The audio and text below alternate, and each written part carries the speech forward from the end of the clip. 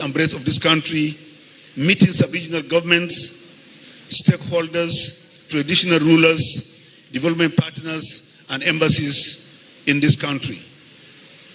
That is all in an attempt to brand this ministry and to sensitize and raise awareness of the huge economic potentials that abound in that sector. Ladies and gentlemen, could we please settle down so we can We get have started? gotten our decision tree, what you call an organogram, that have been approved, and from the 2 technical departments we inherited, 7 have been created, and therefore we have what it takes today to run this ministry. And this has been done in a record time. Because it talents and those who possess the exposure and network to drive the activities of that ministry of the livestock ministry. I don't want to bore you down with the technical names of those departments, but however, suffice it to say that we are now solid on the ground. We play as any top league player. This sector has been steeped in traditional practices, traditional animal husbandry, with indigenous animal breeds whose performance is suboptimal. And this is common knowledge to everybody. And the concern here of Mr. President is to transform that industry into a modern, vibrant, sustainable, globally competitive sector. How do we do that? We do that by the following pillars. Number 1, we are conscious of the genetic limitations of the animal species in the country. And therefore, we are embarking on a massive genetic upgrade. We are going to do this, however, in a very, very methodical manner. We are going to leapfrog the animal sector so that the productivity can be higher, just as at par with their own counterparts elsewhere. But we are also going to jealously guard our indigenous genetics. We are already talking with institutions of land in this country to create a gene bank where we can store all our local indigenous genetics, because they have been produced here, they are resilient, they are adaptive, they are resistant to diseases. Therefore, we don't want to wish them away. We are going to combine them, we are going to keep them and do crossbreeding so that those elements of indigenous genetics are also preserved for future generations and future national growth. We are also in the ministry very, very conscious of the survival mechanism adopted by breeders and animal livestock breeders in the country. And therefore, top of an agenda is to be able to address the issue of feed and fodder. For us in the ministry, feed and fodder is livestock. If you don't have sufficient feed and fodder, you are not talking about livestock at all. We are conscious of this, and we have already started mapping out. In fact, we have gotten the inventory of all the grazing reserves in the country, both gazetted and ungazetted, running to about 417. Totally more than 5 million hectares of land. So we are going to focus our attention on those grazing reserves that are going to receive necessary infrastructure to receive the national herd.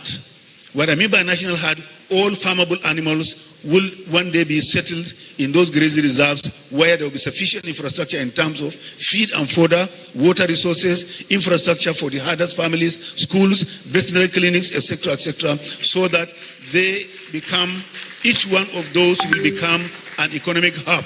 Already, we have gotten a very good commitment from our development partners to get into some of these reserves to assist us in developing those in structure. Each one of them is now going to become an economic hub for dairy processing, for beef, for commercial pasture growing, and for hides and skin. So this is what we are looking at. We are not also oblivious of the age-old cattle routes. Already we have digitized the cattle routes in this country. We have digitized also available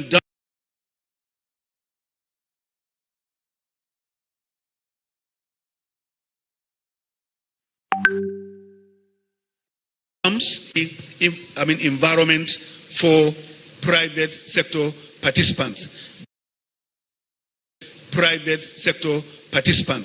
This ministry will work hand in hand with private sector people to develop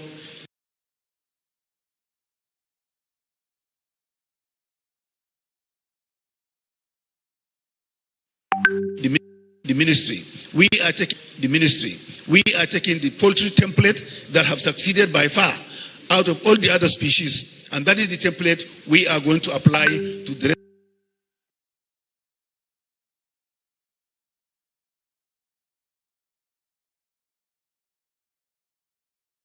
rest of the livestock. And to herald this, you will have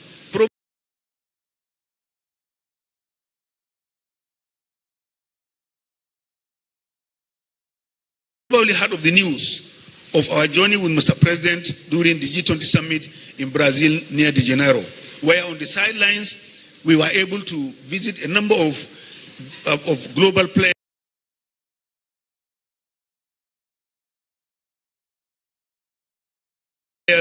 in the livestock industry in Brazil.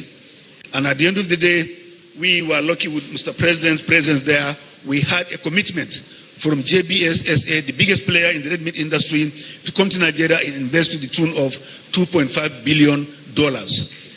And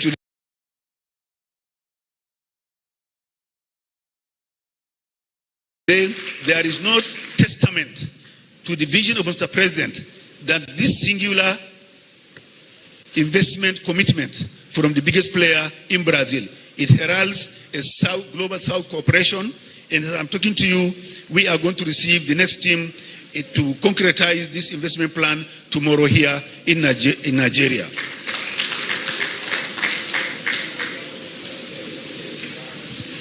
We have also had a number of engagements with other private sector investors in this country, as well as international players. We have received a lot of presentations from many of the embassies in this country. We have received a lot of delegations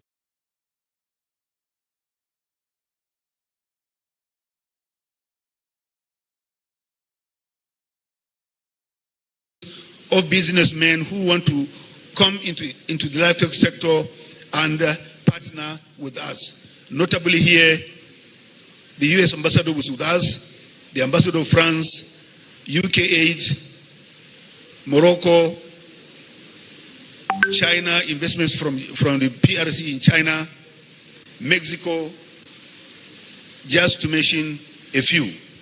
Yesterday, I was with a delegation from the French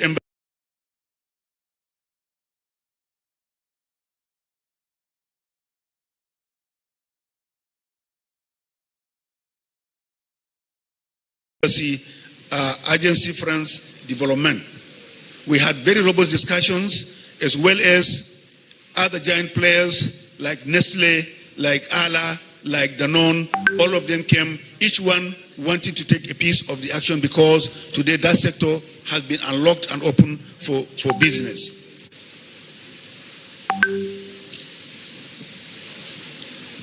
An example of what is going to happen is what I want to say here next. The issue of red meat industry in this country. We have been getting a lot of appetite, very strong commitment for investors from the Middle East. However, we are not ready to key into that, simply because of the traditional slaughterhouses we have in this country that are not meeting the hygienic standards of international consumers.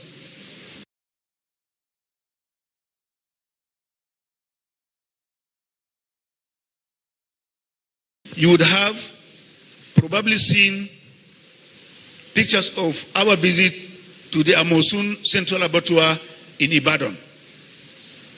To say the least, that is not what red meat processing should be in this country. And already we have started engaging with a lot of investors in the red meat industry. We have taken an inventory of about 13 abattoirs in the country. Many of them are not functional. Many are under lock and key. We are talking with those investors, including the subnational governments, to get partners to start working on the backward integration so as to ensure that satisfactory feedstock in terms of number of animals, as well as bulls, poultry, small ruminants are skewered in their prime age and body build and have sufficient quantity for processing in these abattoirs. How do we do that? For us here, we are coming with a number of initiatives that will suit our economic and social dynamics, organizing outgrowers. We are coming up with initiatives on youth and women who are going to be involved in livestock businesses, including commercial pasture cultivation, as well as reviving the poultry sector. These are today the focus of the ministry in terms of democratizing animal businesses, agribusinesses, as it affects livestock. And we do believe that with the kind of reach out we have today, these programs are going to resonate across the country. That is our intention, and that's how we are going to do it. We are already talking with development partners, development banks that are ready to key into this robust program of organizing youth and women across the country. We call them initiatives, initiatives for women in livestock, initiative on youth in livestock. We have already reached out to some of these organizations that have already visited us, and this is the trajectory to go. Furthermore, we are also leveraging on what is happening today. We have two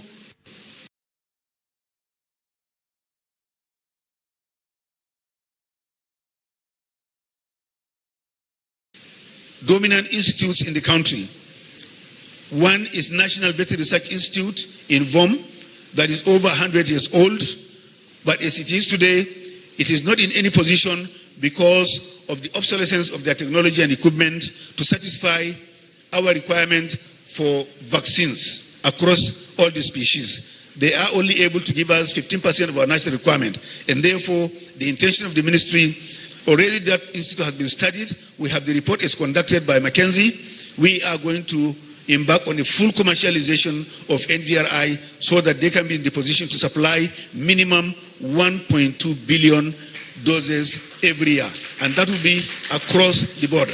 Our concern here is about animal health and disease management. If you are not in the position to control and manage endemic diseases, zoonosis diseases, you cannot compete at the international market. And therefore, it is top on our agenda to put that institute in a proper position to be able to satisfy all our vaccine requirements across the species, from poultry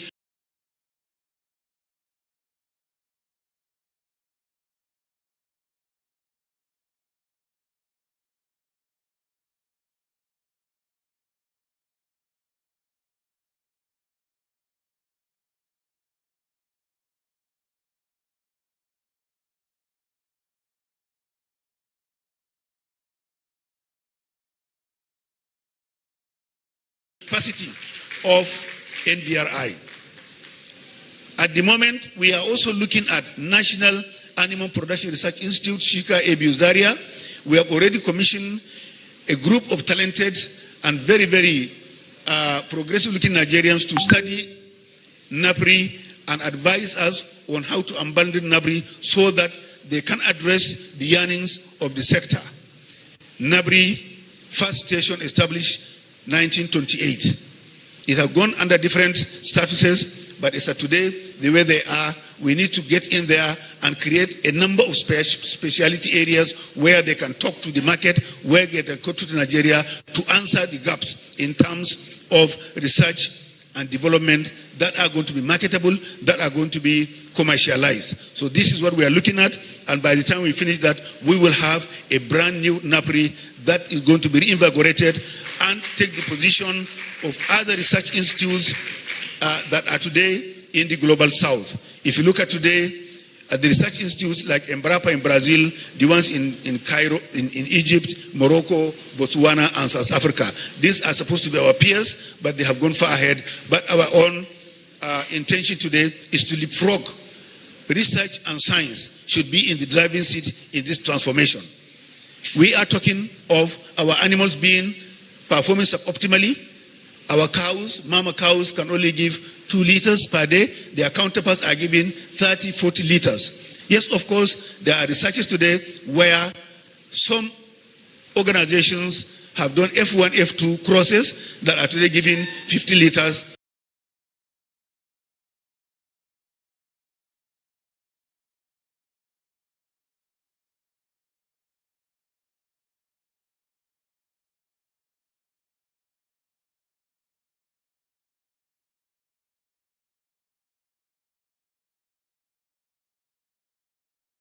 Per day.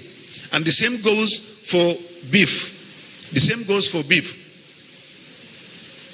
Our bulls, today we eat aged bulls, 5, 6, 8 years old. The meat is already tough and it's only fibrous. Our intention today is to make sure that we have hybrid bulls at 30 months that can weigh 600 kg. And that is the slaughter weight. At 30 months, minimum 2.5 years. That's what we are looking at. That is our goal, and that is what we are going to do. We are also looking at holistically looking at the current contribution of livestock to GDP, which is a minimum of 5%. Our intention today is to be able to double that number in the not distant future, so that at least we can have not less than 10% contribution of livestock to the GDP. That is a tall order, but we believe we can do it because we have the resources to do that. Distinguished ladies and gentlemen, the livestock sector is big enough. And I've just been told that my time is up. I have not spoken about the sheep. I have not spoken about the cattle. I have not spoken about the donkey, the horse, and the camel. Now, these are the animal species under the ministry. And let me give you an example. Mr. Facilitator, just give me 2 more minutes plus 2. The abattoir. The abattoir we're talking about. Let me unlock this to you. The abattoir you're looking at. If you take a cow, for instance, we want a legislation where every cow that is slaughtered in Abuja today is slaughtered under the controlled environment of an abattoir. If you do that, you get the hygiene. You are not sure of any contamination from any of the zoonosis. But the business angle is this. If you slaughter 200 cows in an abattoir, the blood will go to a blood bank. And that is a feedstock for fish millers. Each cow has 30 liters of blood. 30 times 200. Each liter is 1,000 naira. Today, without the abattoir, all that resources goes to waste.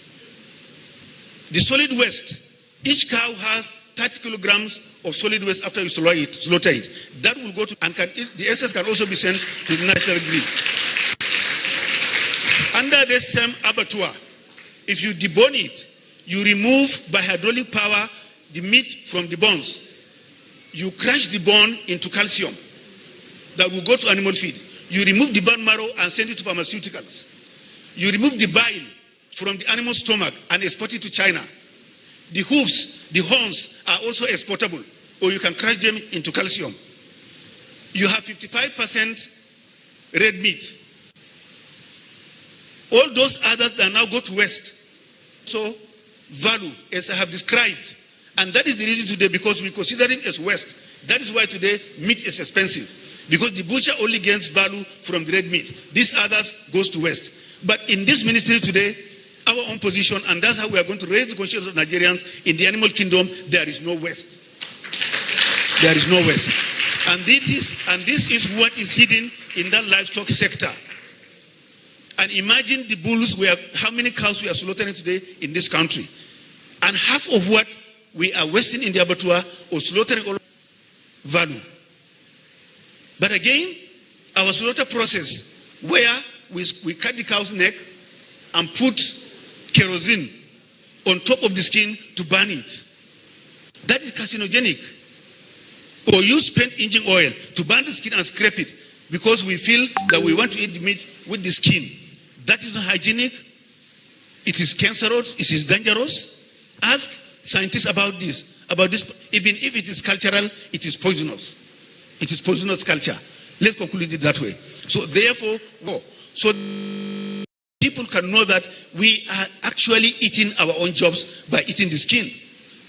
We are eating our own jobs, and we have our children walking the street looking for jobs, when already have cooked his job and they are eating it by eating these things. So therefore, ladies and gentlemen, without sounding offensive about it, I want us to know the hidden value in the livestock sector today. If you process poultry, nothing goes to it. Even the feathers today are crushed into calcium, and some the full value of what the ministry is intended to achieve.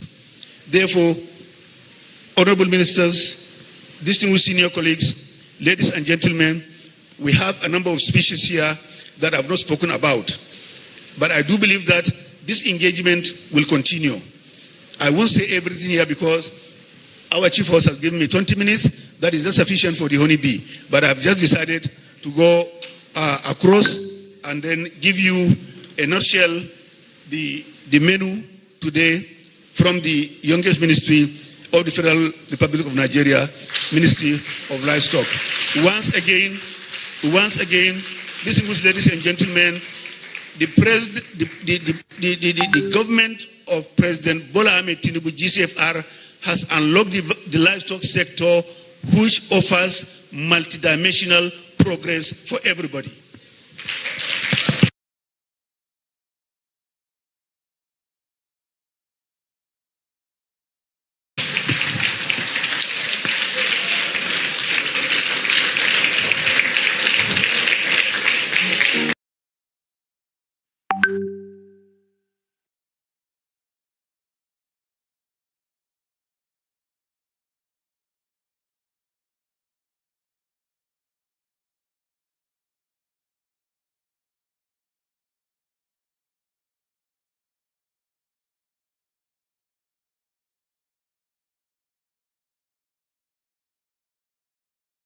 Minister of Livestock Development has done justice to that presentation. And if there is anything I'm taking away from this meeting is that, Honorable Minister, I'll have to reduce the amount of pomo I consume. Thank you very much, Honorable Minister. Quickly, the Ministry of Livestock Development has the 5 minutes video to make. Please just listen attentively. We'll make this video available to the press after the close of this event. Thank you very much. Purchase your tracks today.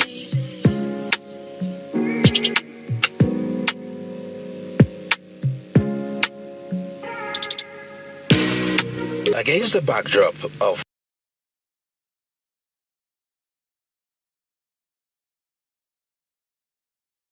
incessant farmers-herders clashes, the dwindling fortunes in the nation's livestock production over the years, as well as overriding need to develop and modernize livestock production, President Bola Ahmed Tinubu took the bold step by establishing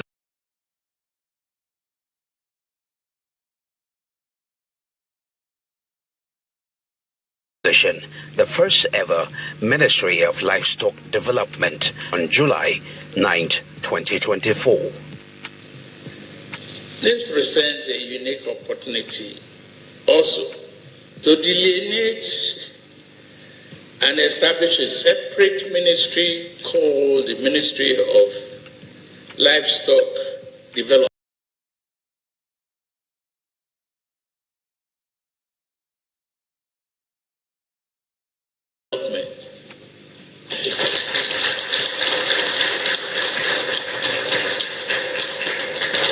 We developed the economy.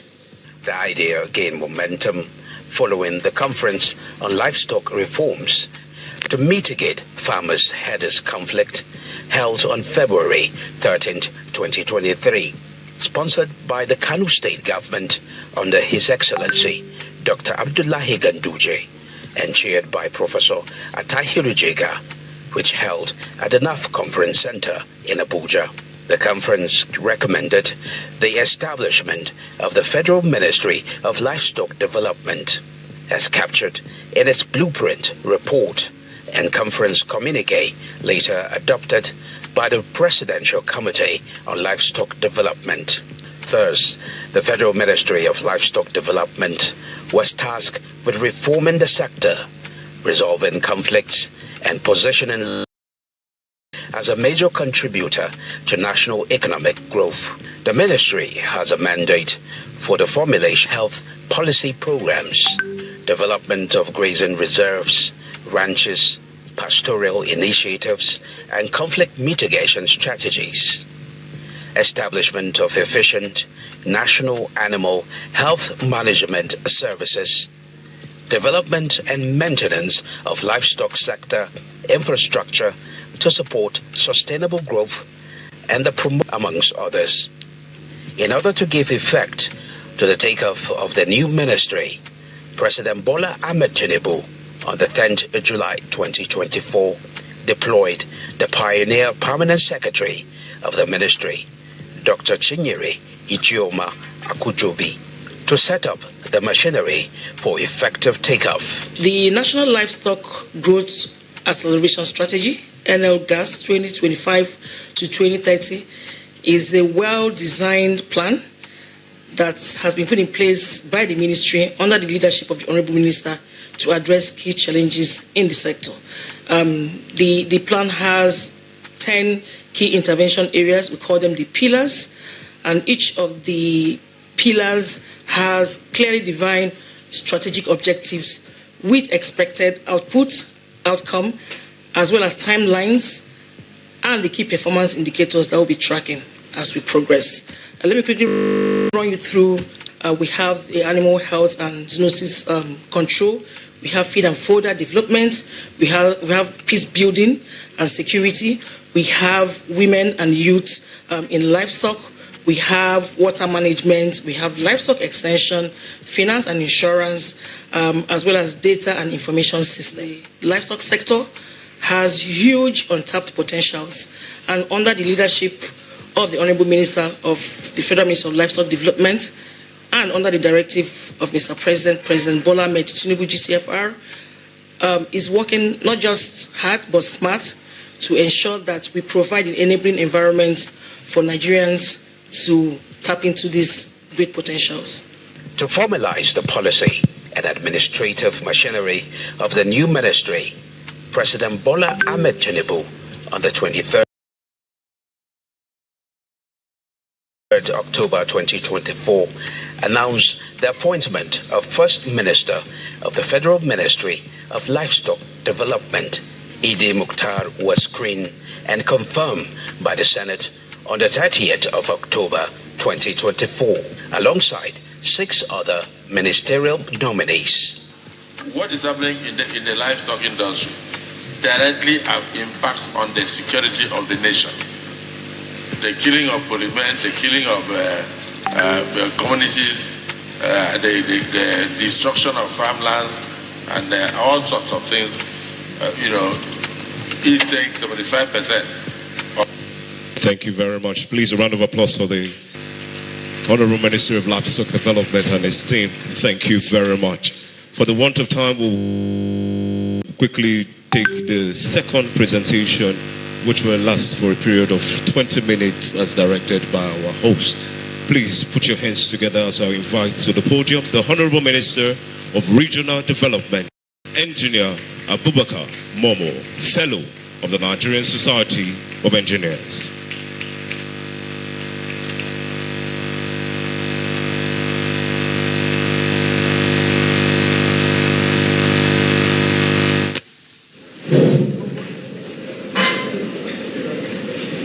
The Honorable Minister of Information and National Orientation, Alhaji Mohammed M. Idris, the Honorable Minister of Livestock Development, Minister of State Regional Development. Let me also acknowledge the presence of the 2 permanent secretaries of the Regional Development and the Ministry of Livestock. Also to be recognized, the Special Advisor on Media and Strategy, and also the Special Advisor on Communication.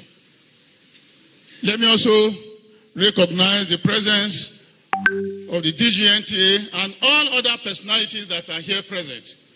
I welcome all of you, whether I recognize you by name, every person here, including the press, we recognize all of you. First, standing before you, the Minister of Regional Development.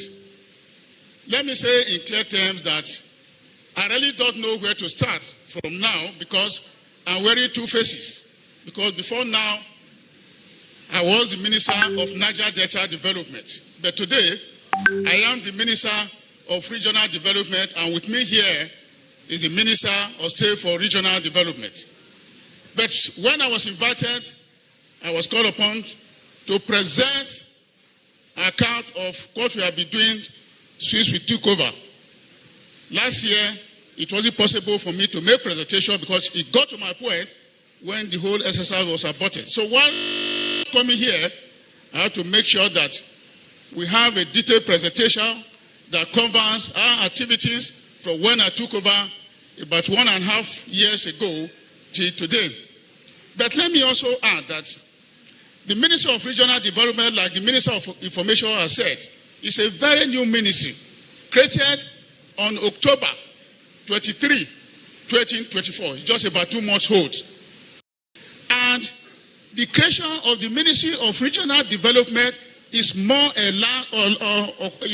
of an expansion of what we have before, which is the Ministry of Niger Delta Development. It is not entirely a new ministry, but it's a ministry whose scope has been expanded to accommodate new regional commissions that have been created. So far, 2 other new regional commissions, Northwest and Southeast, have been created. And it is important to let you know that these 2 commissions were only inaugurated last week after the board had been constituted by Mr. President. We are also awaiting the constitution of the other board. So it is only upon the constitution of the other board that our activities will start in earnest in terms of the new mandate of the ministry as ministers of regional development. I'm trying to give this background because my talk will be centered more on what we have done so far in the Ministry of Niger Delta. But I also want to clarify one thing, because upon the announcement of the ministry in October, there was supposed to be an eruption in the Niger Delta region, ran to one of our foremost leaders who are just passed on in the person of Pa Edwin Clark. And I was able to brief him extensively on what the new ministry is all about. And that is why the calm after such explanation was in the region. Otherwise, they were very much skeptical, believing that the Ministry of Niger Delta. I'm saying this to let the whole world know that the Ministry of Niger Delta is still there. It's under the regional development.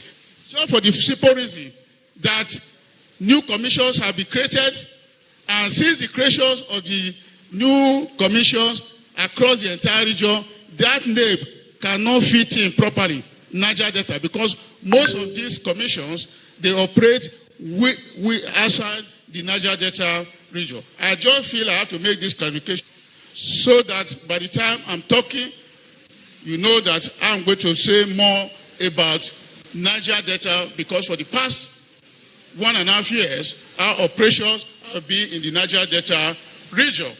And it is only when the commissions are properly constituted, because our role will be, which is the primary mandate, is to supervise these development commissions. And by the grace of God, those that have been inaugurated, we have already given them a clear cut, a roadmap of what they are going to do.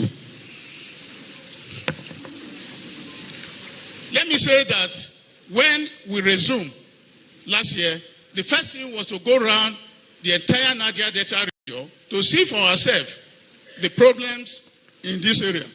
And we were able to visit critical stakeholders, including traditional rulers and a number of persons in the Niger Delta region. And you all recall that last year too, all the ministers, including myself, we signed a presidential bond on how we can go about our activities. And we also committed the sole agency under us then, which is NDDC, to sign a bond with the ministry to ensure that the 8 presidential priorities of Mr. President will be followed strictly. Let me also say that, like I said, when the ministry was established, that is the regional development is to coordinate the activities of the regions. But before then, we were only to coordinate the activities of the Niger Delta region. Now that our mandate has expanded, what that means is that we have more responsibilities to handle. But one good thing is that before now, I was the only minister in charge. But today, 2 of us are in charge in the ministry. So, like I said, my presentation will be based more on Niger Delta. And like I said, before the creation of the Ministry of Regional Development, our major responsibility was centered on providing interventions towards improving the socio-economic well-being of the people in the Niger Delta region. With the new mandate, areas of focus, like I said, have extended beyond to coordinate and oversee, supervising all the established commissions across the country. So, like I said, we are going to talk more about 2023 to 2024. Let us get the achievements. The major achievements of the ministry are centered in 5 major areas in the infrastructural development. One,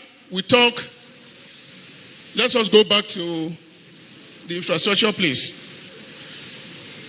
In terms of infrastructural development, we speak to how we can develop and ensure that the road networks in our respective area are enhanced beyond what they are today. By the time we took over, we inherited a number of projects that were ongoing in the ministry in terms of road construction. And under the policy of the ministry, we are back on the reconstruction and completion of Belegolo-Ogri-Agbene Road, which is in Delta State. We also completed the rehabilitation of Okwala-Igurucha Road, Phase 1 in Imo State. And in addition, we also initiated projects in order to meet the infrastructural needs of the region. And such projects include the construction of Oron Road, Northeast, in Edo State. We also embarked on the construction of Leak Road with bridge in Imbese, Imo State. Other areas that we also focus on were the construction of Agbokin-Umbagbo Road, Ikom local government in Cross River State. Then the construction of Biokwa Road, local government in Cross River. The construction of Ezihe, Onwimbo, Indichi, Idiato, Unuago local government, South local government road in Imo State. There are quite a number of other leaked roads that we embarked upon when we took over. Now we have commenced the process of awarding also major projects, about 8 major projects in the region, and they are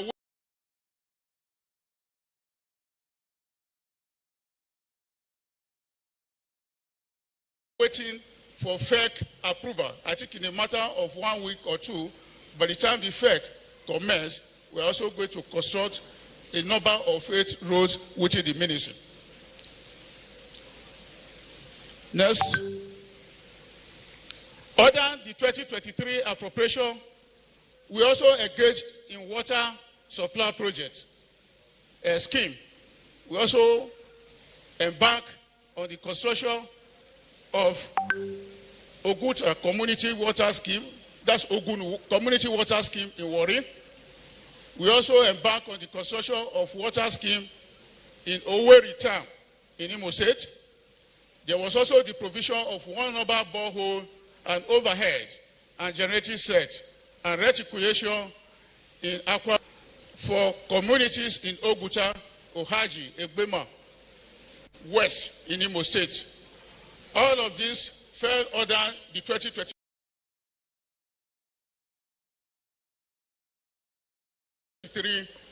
project of the ministry. In 2024, we have also started the construction of 2 additional boreholes in Ilaje local government in Ondo State. We also provided power solar boreholes in Uweru village in Ugeli North local government. In areas of electricity infrastructure, we have also embarked on a number of projects in rural electricity in the Niger Delta area. One of which is BSA local government of Cross River, Obiako local government. We also talk of Etio in Elemen local government and Kana local government, all in River State.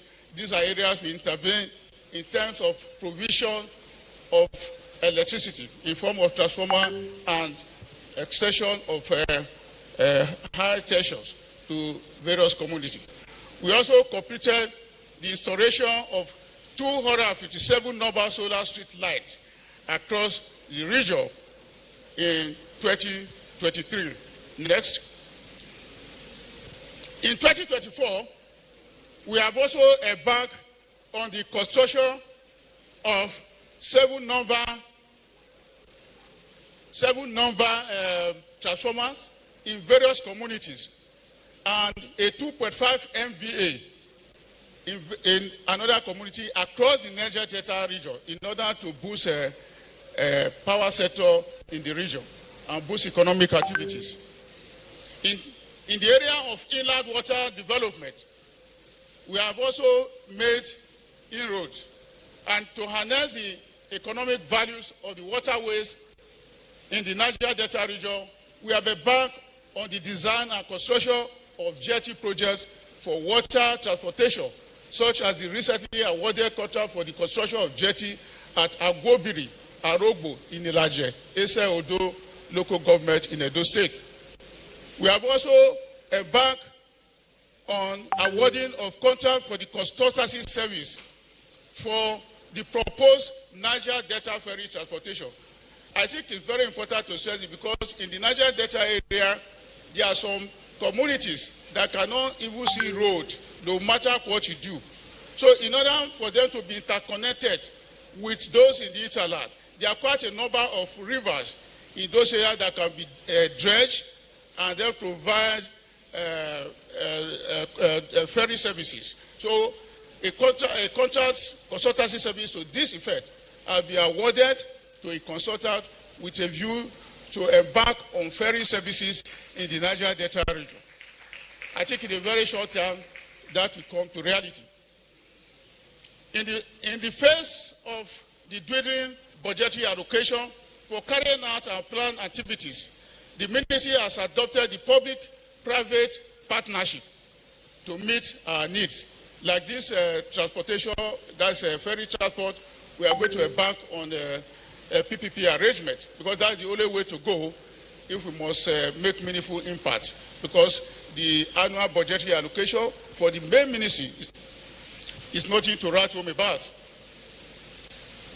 In terms of other infrastructure, we have also embarked on the reconstruction of Owerri Road, which was started before this administration, the dualization of Port Harcourt Aba Expressway.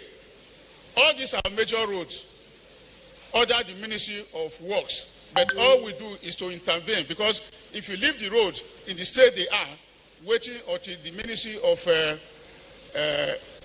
Works intervene, we will have a lot of challenge in being able to pass through. The construction of Ogri-Agbende-Toru-Gbede Road, and also the construction of owner-free zone, natural alpha in Imo rivers. So, I think all that you have said, I also presented in a pictorial view, such that you can see some of these achievements that we have just measured to you right now. So they are all in pictorial view. So these are some of the issues that we have just talked about. So I think for a second, go to the next slide. Next.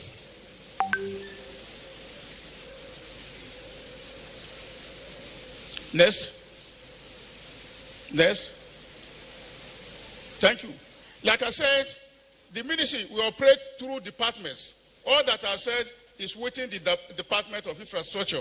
We also have Housing Department, which is charged with the responsibility of housing needs of the region.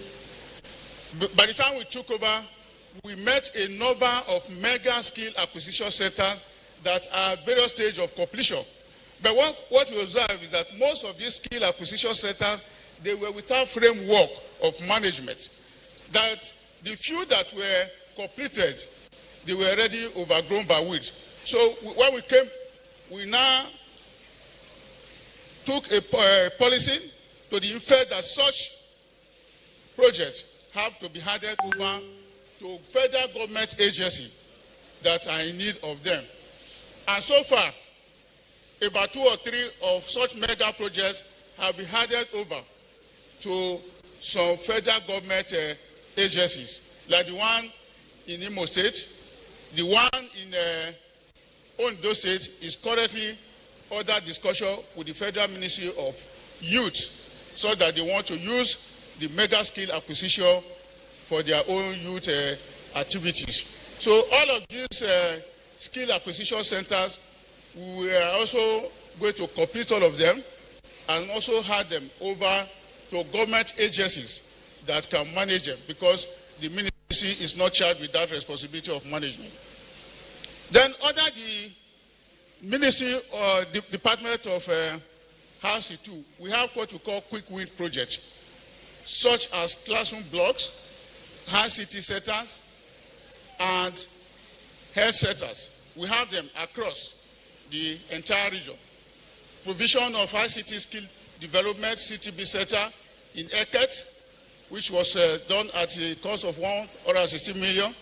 The rehabilitation and construction and equipping of 20-bed maternal hospital in Ukana, and a host of others. They are all there.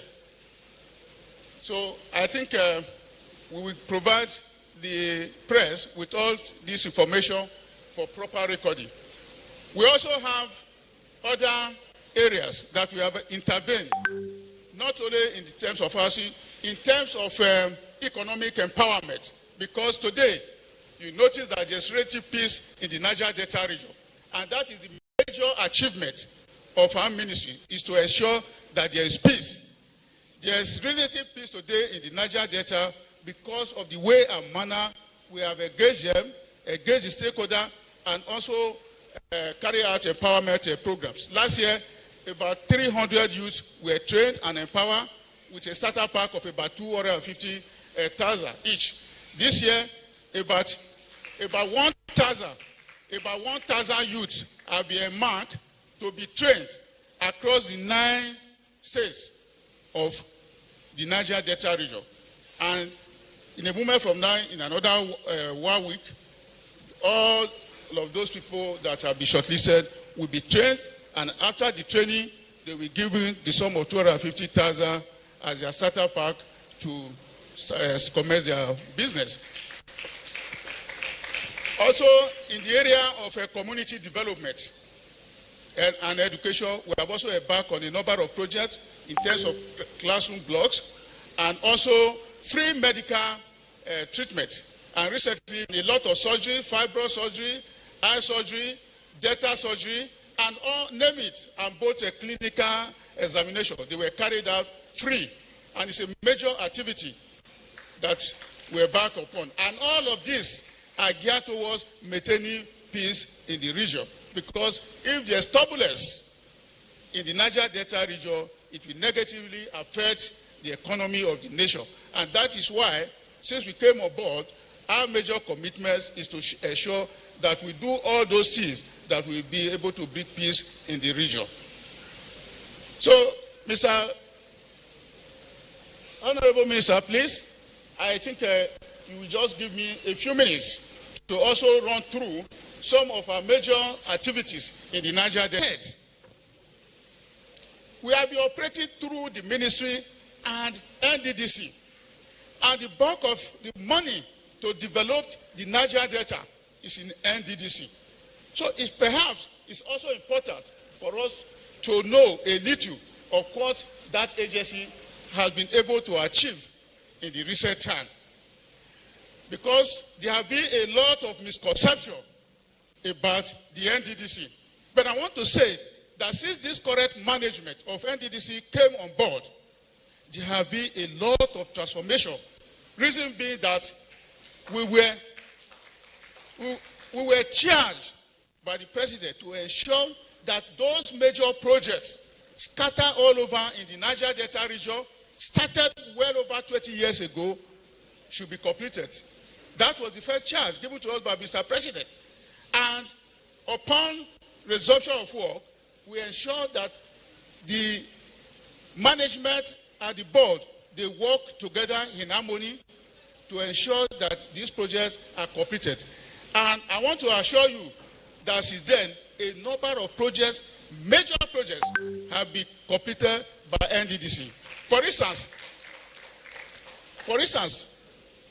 last year, we were there to commission the road project from Ogbea to Nebe of about 25 kilometers in the heart of the Niger Delta region.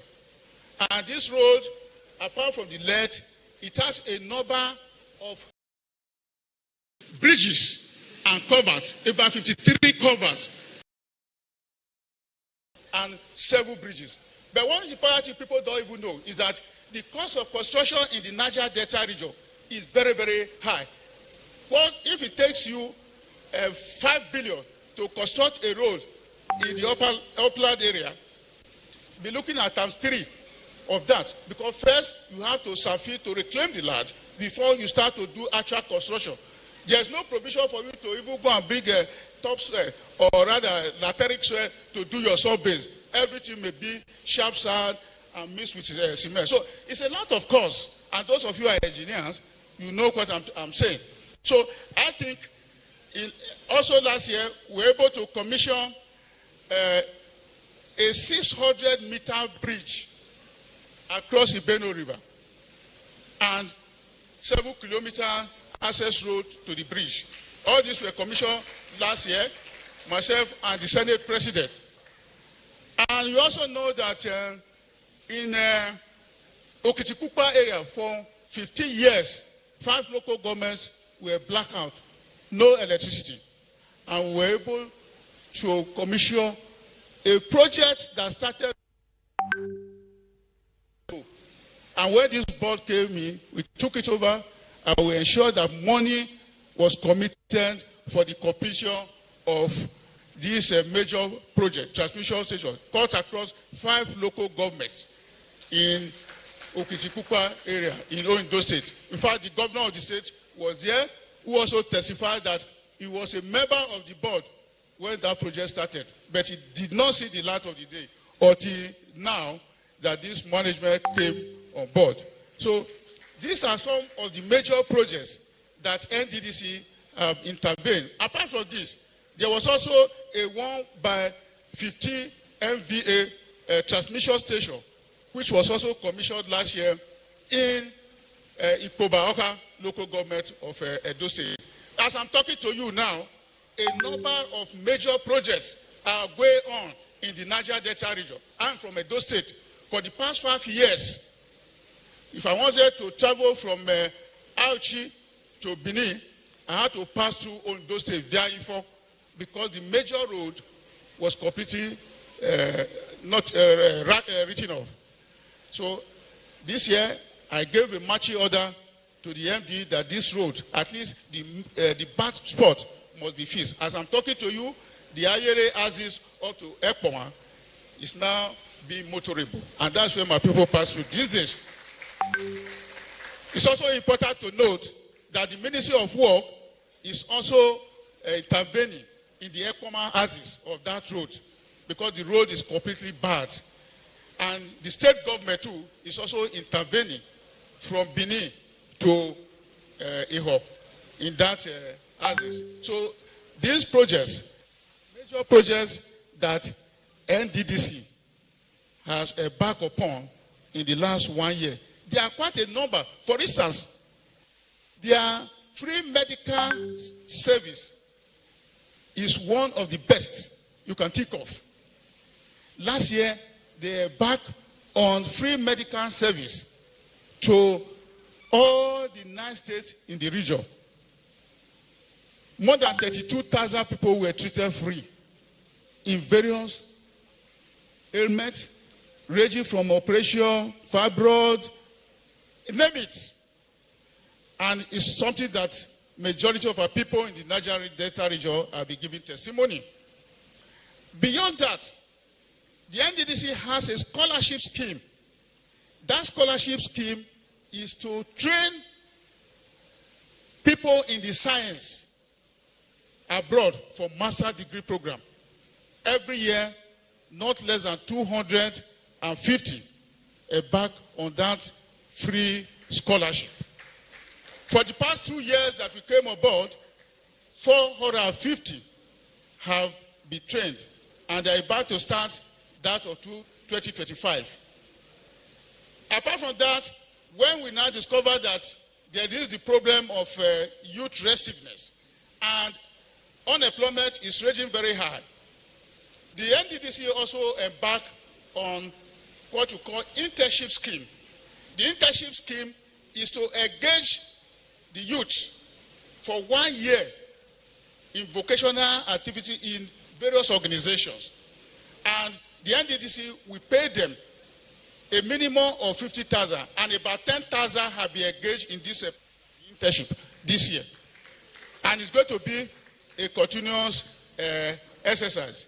So, in fact, there are quite a number of other activities that NDDC have intervened that, of course, before now, quite a number of people don't know. And I think it is very important, it's good that we also meet in this type of program. For instance, their U-Lesson program is also something to speak about. Because so far, about 5,000 U-tablets have been given out, and they have another 40,000 to be given out to our various schools in the Niger Delta region. So all these activities are done in order to reduce youth risk. I want to say that at this juncture, I have to commend the President, President Bola Ahmed Tinubu, for not only deeming it necessary to create the Ministry of Regional Development. Such development will be brought to the grassroots. I think by the time the development commissions start, we see massive development across the 6 regions of Nigeria. That is the purpose for which these commissions are created.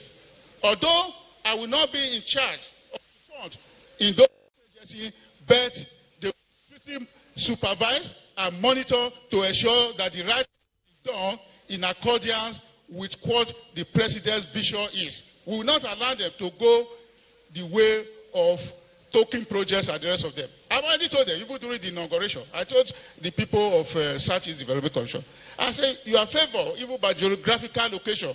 We want to see projects in a very short time where you will be connecting the major city of the Southeast with rail line. That's the kind of project we want. We want to see mega projects. You say, okay, I want to construct regional hospital. I want to construct regional things. Not come and tokenize some of these projects so that you bring the project of a project that would have used 5 billion to do, you say you will now split it into pieces. At the end of the day, you will not see anything. So I think the regional commissions will be charged with the responsibility of facing those things that are not being done by the state and the local government. It's not necessary to compete with the state and local government on those areas that they already have their responsibility. So once again, I have to thank you and thank the audience for listening to me, and thank the Minister of Information for giving us this opportunity, to thank our team, the Permanent Secretary, the Minister of State, and all others that have been assisting us to do what we have done so far. Thank you very much. I believe the Honorable Minister deserves a resounding round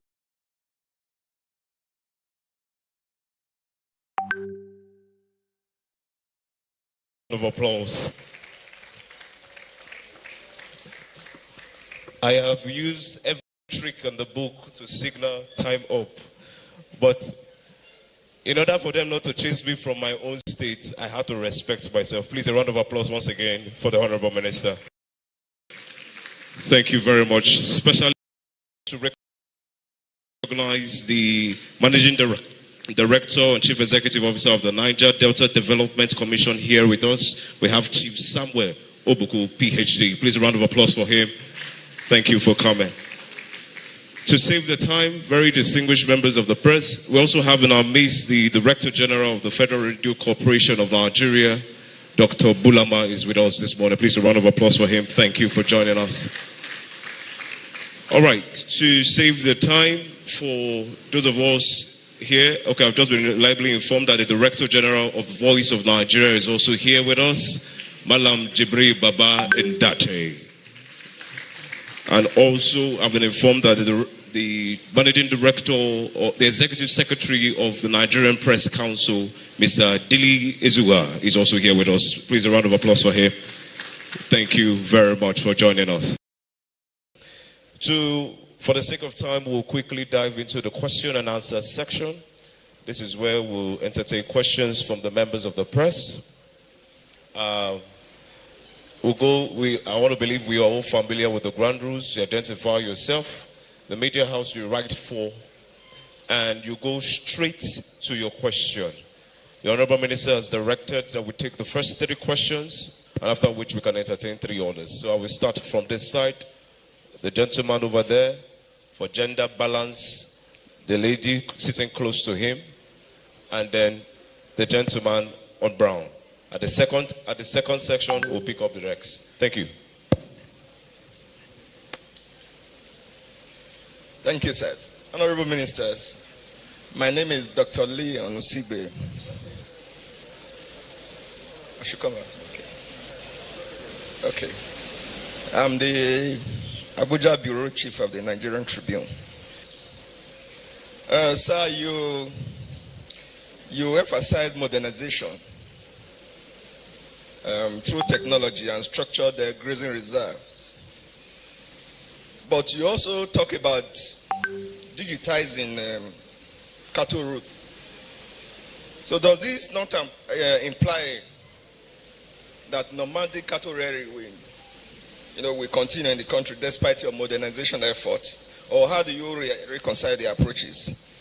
Additionally, many cattle rearers, particularly among Fulanis in the country, they justify their nomadic lifestyle using cultural practices.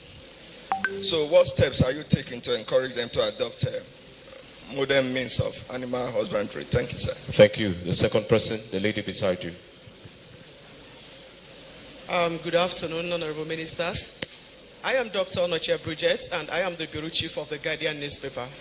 Yes, still on cattle rearers and grazing reserves.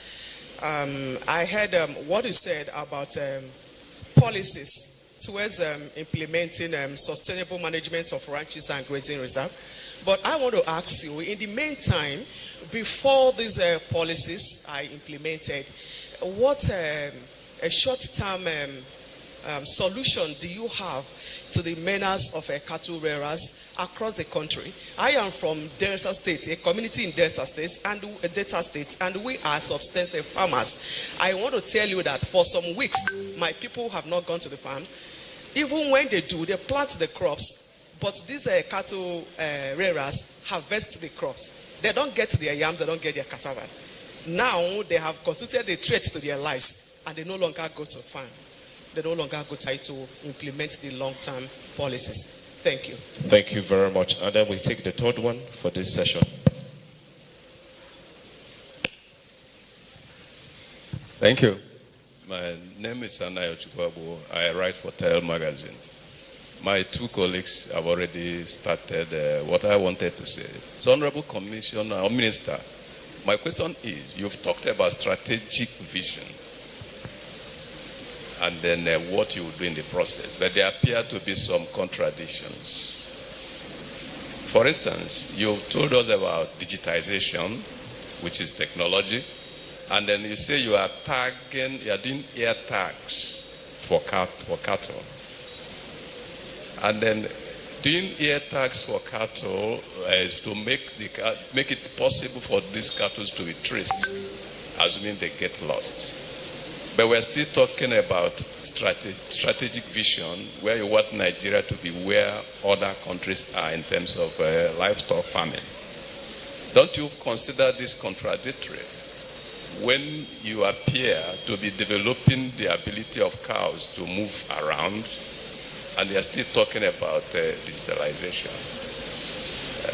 And then you are talking about tagging cattle routes.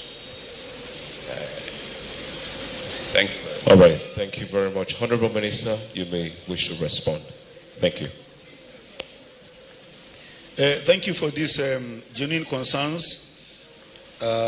Number one came from Dr. Isigwe, my friend from the Friendly Tribune, which is similar to the last speaker from Tell Magazine, regarding the seeming contradiction between development of grazing reserves where livestock will be sedentarized and then tagging as well as digitization of the cattle routes. Now, these dualities will have to continue for some time. We are doing digitization of the cattle routes to know where they are, who is using them, and whether there are encroachments on those cattle routes. Now, the cattle routes are of two types. There is one we consider of international cattle corridor. We receive a lot of livestock from our neighbors. We are the biggest market in Africa. We receive cattle as far as from Sudan, Democratic Republic of Congo, Cameroon, Chad, Niger, etc., etc. These cattle routes they lead inside this country. What is absent today, and we have started taking inventory, they also link up to the internal cattle routes, and all of them end in designated grazing reserves. So you can see the cattle routes do not just end nowhere. So we want to digitize them as well as the international cattle routes, so that for the international cattle routes, we will put border control posts for disease, international boundary disease control. It is on record that the first cases of anthrax were imported in this country from our neighbors. If we have had control posts from these international cattle routes, we would be in the position to arrest that situation. As of today, the ECOS protocol established in 1979 has not been invoked.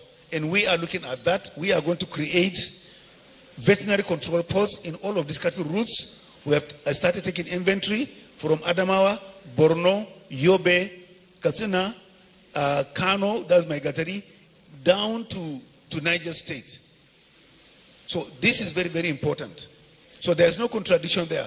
These cattle routes will be used for some time, but they all end up in grazing areas. So it is very, very important. We know how many cattle are supposed to come. The ECOWAS protocol provides for number and timing. Cattle are supposed to come into this country after the harvest of farms, so that they can go to, eat the farm residue. That has to be controlled. Number two, the number of animals to be allowed into the country by permission, written permission, is also going to be determined. At the moment, these do not happen. This is what we mean by that statement. Secondly, the issue of ranches, the issue of tagging. Tagging is key and is important in the animal, when you are doing about livestock, because you want to know how many animals you have in your ranch. In case of disappearance in whatever form, you should be able to trace those animals and recover them. But beyond that, today, issue of traceability in terms of public health is very, very important. What we are trying to do, and this will come to happen, because I am criminally optimistic. I don't fear any challenges in front of me, particularly when it comes to livestock. It is doable. It is doable. We should be able to trace every piece of meat you buy from the grocery. For reasons of health that borders on public safety. What we are going to do, we will link up all ranches that are coming up in this country to designated abattoirs. Each ranch will be dedicated to an abattoir. So we know the history of the animal, we know the medication, we have the record. This animal will have an antenatal inspection before slaughter, meat inspection, meat certification, and then you come to buy. So once you are eating your meat, you know from which farm it is coming. And that is the international standard. Because we want to aim at the international market. As of today, we are having very, very strong commitment from the Middle East. And therefore, we should be in the position to say, look, this piece of meat you have came from so farm. So we can trace it. We know the management husbandry practices. We know the animals, hygienic standards of the abattoir. Therefore, you can trace it. The issue of ranches. We are doing a lot of stakeholder engagement. And very soon in March, we are going to invite all the pastoral organizations in this country. We have met them, it's been traveling. But we want to invite all the leadership here so that we communicate the intentions of this ministry and how we are going to work together with them. We also want to get feelers from them. We are not going to impose any solution on them. We are going to work out the solution for them on how to remodel the abattoirs. This will continue for some time. But again, what is happening today is very, very unfortunate. It's very, very unfortunate. When it borders on security, there is an overlap between what we do. We are not a security organization. Ours is to come with non-kinetic measures to silence the guns. We don't carry guns. We come with non-kinetic measures in terms of sensitization and taking practical steps to make sure that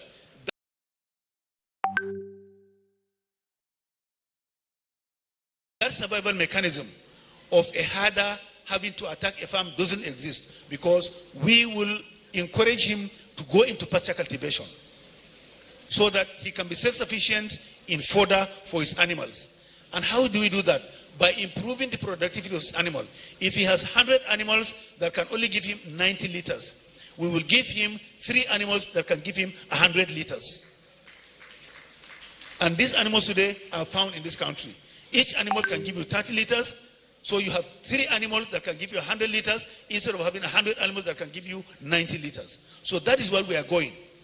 And I believe that is the trajectory that many other countries today have gone, and it is doable.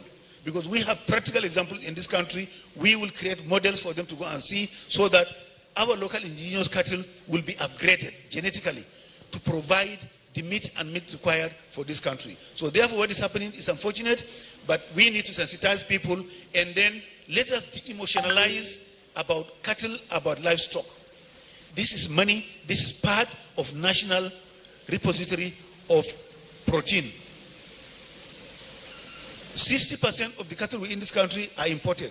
Our national herd today is about between 29, 30, 58 million. If you have abattoirs all over the country, we will eat up this animal in less than 3 years. If we get into serious local processing and export. So therefore it is our intention in the ministry to quadruple the number of animals we have in the next 5 years. From 158 million ruminants, we want to go beyond that. From $32 billion livestock industry, we want to get to 74 billion in the next 5 years. This is what we are looking for. So we have to work across the board. Genetic improvement, health management, pasture and fodder, as well as peace building between everybody. These are our own animals. So let us de-emotionalize about cattle. People poisoning animals, doing this, doing that. We are just harming ourselves. This is our own national stock. Take ownership. We move together and make it happen. Thank you very much. Thank you. Thank you very much. So we'll take the second trench, which is the last three questions. 1, 2, 3. Thank you very much. The lady is the second person, and then this third one. So the first person there. Please keep your questions short and sweet. Him. Thank you. Good afternoon. My name is Collins Nabife. I work with Nigerian Tribune. My question goes to the Minister of Livestock Development. So I've followed some of the activities you've been doing recently, and I found out that it's also what have been done in the past by the the Department of Animal Husbandry. I want to know, in terms of sustainability and of these projects, are you carrying along what has been done in the livestock, in the animal husbandry department, or are you doing a fresh project on this, like the issue of on feed and fodder? It has been done and it's been going on at the Ministry of Agriculture. Then that was under the Department of Animal Husbandry. Are you doing a total project, or is this kind of like a continuity or sustainability of the previous projects? Thank you very much. Thank you. The lady is the second, and then we have the third person. Thank you so much. I am Princess Ekwi Ajide of the Anambra Broadcasting Service. My question will be to the Minister of Regional Development. Sir, during your presentation, you wrote so many success stories of your ministry, but there are so many Nigerians that are eagerly waiting to see how these initiatives have impacted positively. So, sir, I want you to tell us categorically how these initiatives has impacted on the life of the common Nigerian, especially in my community where so many of us are already, we are facing a whole lot of hardship. Please, sir. Thank you. Thank you. And the third person is here? The third person is here? No? Sorry, the third person is here. Thank you.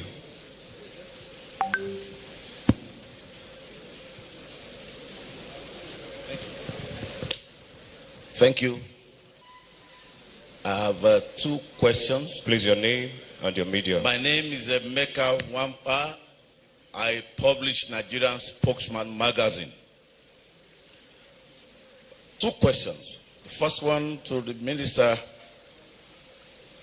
of Livestock Development, my good friend that I met just a few days ago at the office of the National Security Advisor. To the question. Now, the colleague from Nigerian Tribune asked a question regarding where you have taken off, knowing that a part of what you're doing was domiciled in Ministry of Agri. Sir, we have information that bureaucracy, that you are contending with some bureaucracy in taking off. Can you confirm that, sir? All right. That's a question. My second question to the Minister of Regional Development. Sir, you spoke eloquently about your ministry and the expansion of your mandate. Sir, interventionist programs, platforms in the past has been a bane of development at that level. Now that your ministry has been expanded to political zones, how do you assure Nigerians that you are going to drive this vision of Mr. President of even development across the country, that this ministry will not end up as Federal Ministry of Regional Settlement? Thank you. Thank you very much, sir. That will be the last question for this session. Honorable Minister, you may wish to respond. Sorry, before, gentlemen of the press, before the response of the honorable ministers, I need to make this clear that the ministry has two ministers here, the honorable minister himself and the honorable minister of state. I'm talking about the Ministry of Regional Development. Now, only one minister talks to press at one time. However, if there are clarifications or comments that the Minister of State may wish to make, he has the liberty to do so in, say, 3 minutes.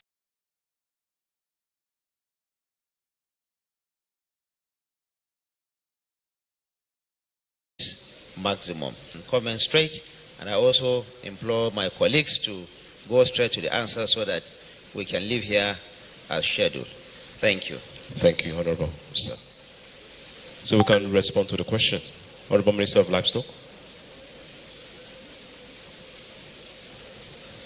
Okay, thank you.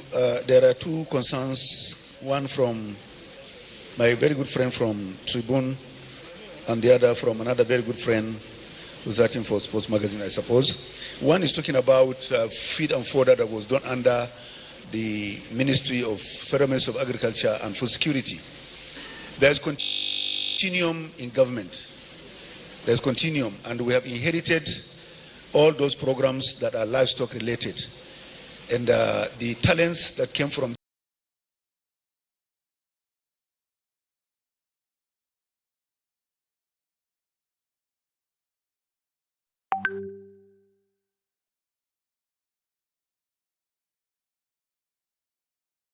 there, we are leveraging on that. However, we are going to upscale up to the national level what has been done there in respect of livestock. There were only 2 departments then, and today we have 7 technical departments fully blown to cover the whole gamut of livestock value chain. And therefore, we are going to drill down further and make sure that fodder cultivation becomes a key commercial component in this country. Not just for those who have livestock as a vocation. You can go, we will support you so that you can go into pasture cultivation. So this is it. At the moment, we have written about 13 letters to subnational government requesting for pieces of land where we can massively cultivate fodder for our animal resources. We are also talking with the polytechnics of this country who have spare unutilized land across the country so that those lands can be brought for livestock and pasture cultivation. So this is what we are doing, and we are encouraging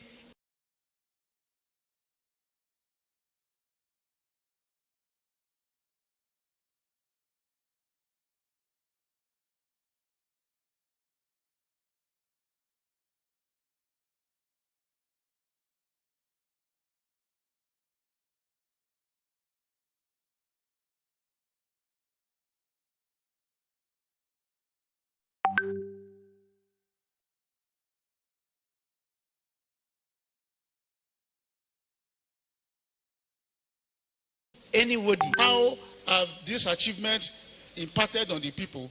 I think the best is to go to the various communities that these projects have been done for and ask them, how far are they feeling? If you construct a road to a community that before now they don't have road, are they not going to feel happy?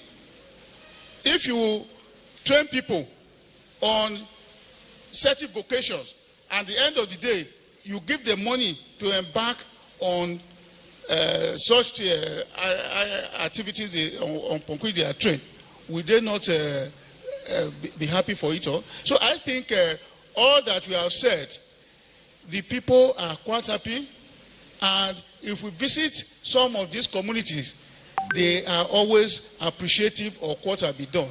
And I also told you all that the NDDC has done in that region, because NDDC is the main agency we have before now that has the resources to intervene in a very huge manner, and I have catalogued before you all that they have done. Are you going to tell me that 5 local governments that did not have electricity for 50 years, suddenly they now have electricity, has not impacted on them? And I also told you that during that period, the governor of the state gave a testimony that he was a member of the board when the project started, that he was happy under his reign as a governor that this project was being commissioned. And yet you're asking me how this is impact? I don't know what else you want from me. So quite a number. It's like you now, you have somebody in your family, if you are from Niger Delta, and is picked to go for overseas training, and the person has gone for master program, and the person has completed his or her study. A number of people have been calling me to thank me. So I think on that, the people are quite happy. Then the second person, Emeka, you saw talk of whether the Federal Ministry of Regional Development is not going to be a Federal Ministry of Regional Settlement. How? I want to say how. I made it clear. That is why towards the end of my speech, I told you that the ministry as it is today, we have 2 ministers. I have a minister and a minister of state. We have a permanent secretary. Our role is supervisory. The whole money you are hearing is in the Ministry of Regional Development, are domiciled in those commissions. And in those commissions, you have management team, you have a board. There are going to be a lot of checks and balances. That is where we come in as supervisory ministry. Thank God they are going to grow up with us. There will be no room for any settlement. So if you know in the past there is any of the agencies that have been settling, I want to ask you a question. For the past 1 year, if you have heard of any of those agencies or us also have been engaging in settlement, come and report to me, because I have made it clear to them, those that we have inaugurated so far, that in fact we read the riot act. If you don't perform, if you do not go according to the mandate given to you and in line with the vision of Mr. President, it means your job is gone. We will not hesitate to recommend the revocation of your appointment to Mr. President. So for that purpose, I do not see any of this regional commission that will be a settlement agency, because all eyes are on them and we expect them to perform. So if the Minister of State has anything to add to that, I think he's free to make a comment. Thank you. Our host, Minister of Information and National Orientation, Honorable Minister of Livestock Development, Special Advisors, here present, Permanent Secretaries, Directors General, good afternoon. Yes, we are 2 ministers in the Ministry of Rural Regional Development, but with very clear mandates.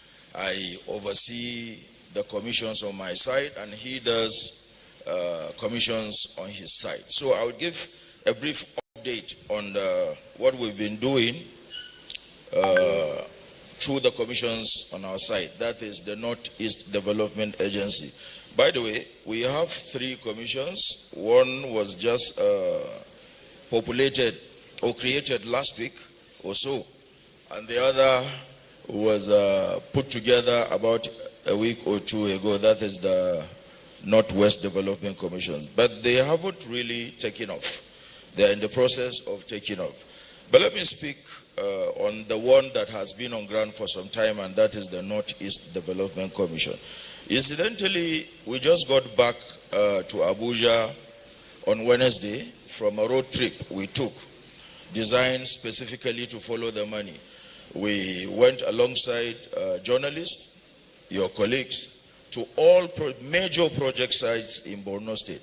We started from Borno for a purpose because we believe, being the epicenter of the insurgency and the reason why the commission was created in the first place, we went there to see what they've been able to do in the 6 years they have been running the commission. And I make bold to say that we are satisfied.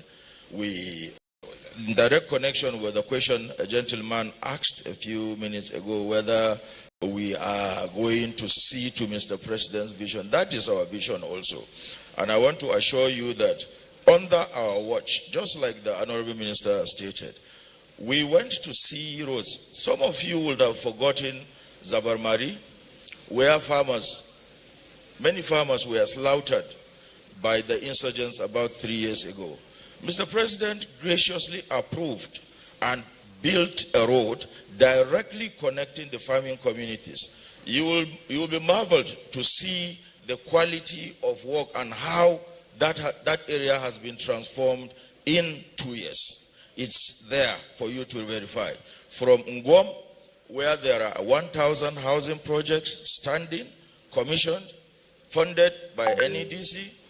We went also to see the Jere Bowl, which has been opened up for irrigation and many other farming activities. You see livestock, well-fed, cocooned in one environment with security, manned by soldiers. Those are the kind of projects the NEDC is executing. The National Burn Center at the University of Maiduguri Teaching Hospital is one other project that is there. We also visited a farmer-grade drugs cooling store funded by the NEDC. The NEDC also bought dredgers, world-class dredgers from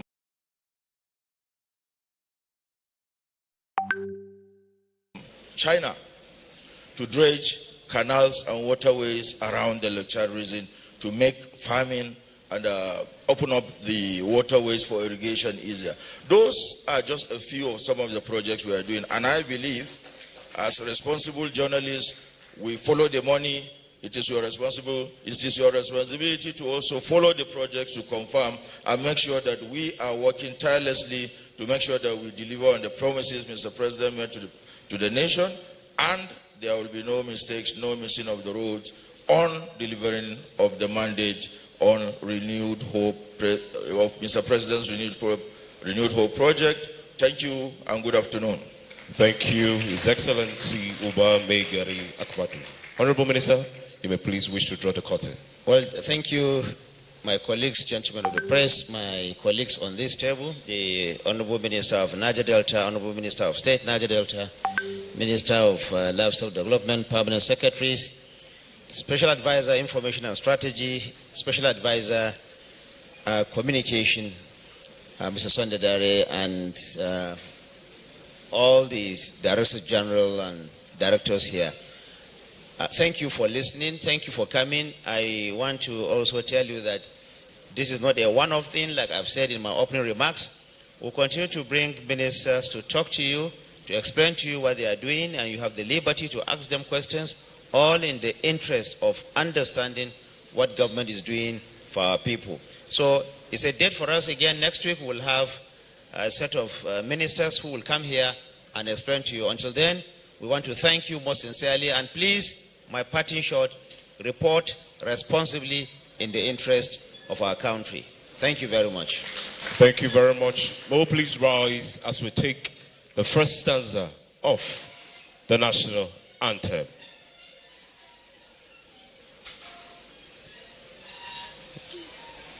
We'll sing at the count of 2 if the media is already.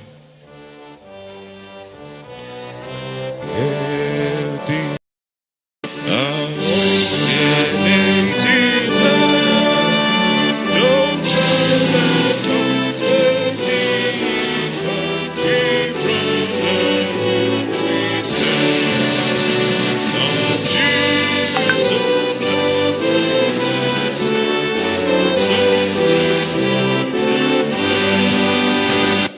Thank you very much. Thank you.